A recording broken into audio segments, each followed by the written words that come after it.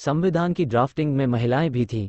SC Delhi सरकार और केंद्र के बीच सर्विसेज को लेकर सुप्रीम कोर्ट में सुनवाई।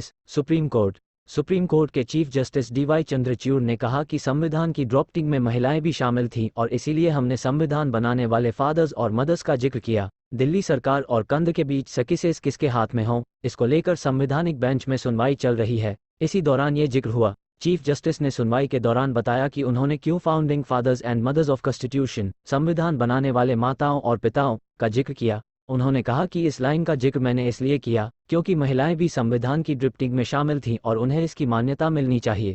चीफ जस्टिस ने यह बात तब कही जब दिल्ली सरकार के वकील अभिषेक मनु सिंघवी ने कहा कि जस्टिस ने उक्त लाइन का जिक्र किया, जबकि यह बात उन्होंने और कहीं नहीं पढ़ी। तब सॉलिसिटर जनरल ने कहा कि 2018 के जजमेंट में पहली बार यह दिखा था।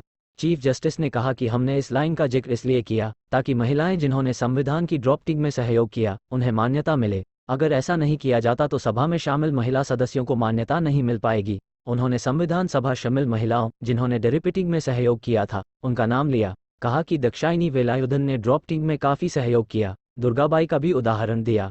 सर्विसेज हों किसके पास, संतुलन की supreme Rajesh Chaudhary otimesgroup.com। Supreme court Delhi में सर्विसेज किसके हाथ में हो, इस मामले में सुनवाई के दौरान सुप्रीम कोर्ट ने मौखिक टिप्पणी में कहा है कि वो इस मामले में संतुलन की तलाश करेगा। साथ ही कोर्ट ने कहा कि वह ये तय करेगा कि सर्विसेज का कंट्रोल क्या दिल्ली सरकार के पास हो या केंद्र के पास होना चाहिए या फिर इसमें बीच का रास्ता होना चाहिए। ये भी टिप्पणी की गई कि सामूहिक जिम्मेदारी और सलाह लोकतंत्र की बुनियाद है। जयते बढ़ गया है, कानून के अधीन है। जहां तक दिल्ली सबऑर्डिनेट सर्विसेज की नौकरी का मामला है तो वह राष्ट्रपति के अधीन है, यानी दिल्ली के लिए कोई अलग से सर्विस से संबंधित कानून नहीं है। उपराज्यपाल और सरकार के बीच अधिकारों को लेकर विवाद, हम इस मामले में अब संतुलन की तलाश करेंगे। कोर्ट तय करेगा कि सर्विसेज का कंट्रोल क्या दिल्ली सरकार के पास हो या केंद्र के पास होना चाहिए या फिर इसमें बीच का रास्ता होना चाहिए। सामूहिक जिम्मेदारी और सलाह लोकतंत्र की बुनियाद है। सुप्रीम कोर्ट के चीफ जस्टिस डीवाई चंद्रचूड़ की अगुवाई वाली संवैधानिक बेंच में बुधवार को सुनवाई के दौरान मामले में लीगल स्थिति के बारे में सवाल किया और कहा कि क्या यूनियन टेरिटरी कैडर के लिए तय अधिकारी के ट्रांसफर का अधिकार दिल्ली सरकार के पास है।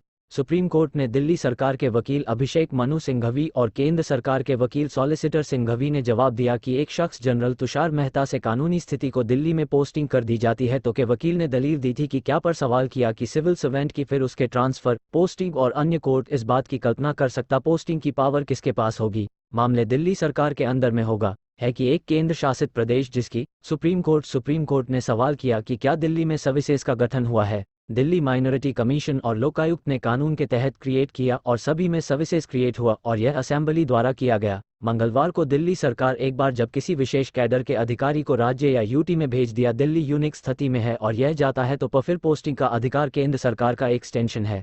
सभी किसके पास हो, उनकी पोस्टिंग कहाँ हो, अधिकारी और कमी ऑल इंडिया सर्विस ये राज्य देखती है। तो क्या दिल्ली जैसे से लेकर नीचे तक यूपीएससी नियुक्त यूटी में भी यह सिद्धांत लागू होगा? तब करता है और यह केंद्र सरकार के कंट्रोल न हो। सॉलिसिटर जनरल ने कहा कि विधानसभा है, उसका सिविल सर्विसेज पर कंट्रोल नहीं होगा।